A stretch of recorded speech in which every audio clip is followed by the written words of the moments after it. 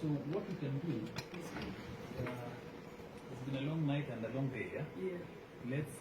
Let's take a mention date here, and then we can summon the investigating officer, Mr. Jibril, yeah, to shed light, because through I understand he is communicated through a message. Let's take a mention, and then also they should follow up on this, yeah. Because as a court we cannot investigate. That is.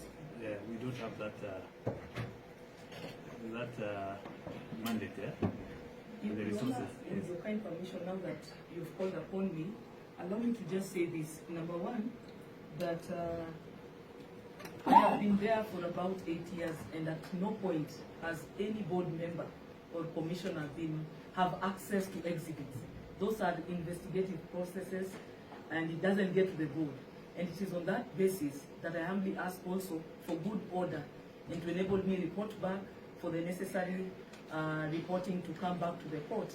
It would be good for us to get the exact timing, the details of the timing of those messages. He has just given us the number, and Jibril confirms that that number is actually the OCS's number. But we need the timings of those messages, the different content, which maybe you can direct us, like we can do after the court session or now. And lastly, Your Honor, we are alive also to the fact of something called spoofing.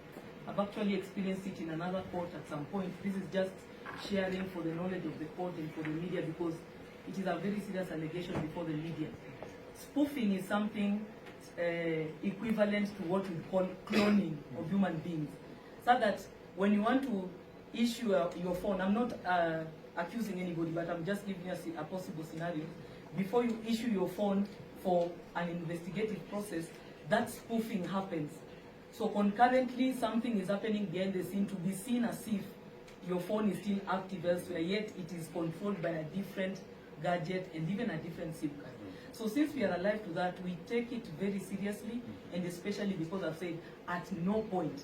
In fact, even for me as counsel at Ipoa, at no point do I interact with the exhibits.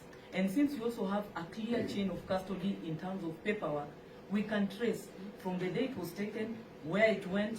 We are informed it's in the lab. Paperwork is there. So allow us that time, whichever way we direct, but for us we need the timings and the full details of those contents. Yeah, that's what I was suggesting. Let's have a mention. Yes. I'm sure in the intervening period, Yes. you'll have reached out to Mr. Obeta and his team, yeah? I don't have his contact. I don't know how to reach him. So Your Honor, what we can have a mention, and let the IO come, yeah, just for the purposes of, because it's a very serious, it's a very serious and very weighty allegation, and it's a very sensitive matter. Yes. That is before us, yeah? Yes, it is. And we should equally take it with the seriousness That it deserves. yeah? That is So because it has been raised and it has been reported, yeah?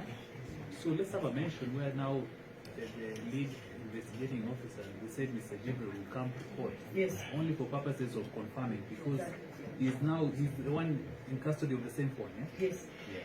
So we can agree on a date. So that, Your Honor, as we agree on the date, Yes. remember, Your Honor, the report now has not been made to them. They are the ones who are standing like suspects. So the matter has been reported to Langata police station. So Mr. Jibril, at the end, and did the statement. Yeah. I think that's what we should get. Sorry, Your Honor. Because of the seriousness of the allegation, give us summons for Mr. Jibril tomorrow or Friday. Let us deal with this, because I have been in the prosecution for now around 12 years, 12 and a half. This matter may not just be about this text. I will not say so much about it. Please summon Mr. Jibril to come tomorrow or Friday. Let him give us an explanation, even as the investigations continue. I think that's You want to just, as a matter of record, so that it doesn't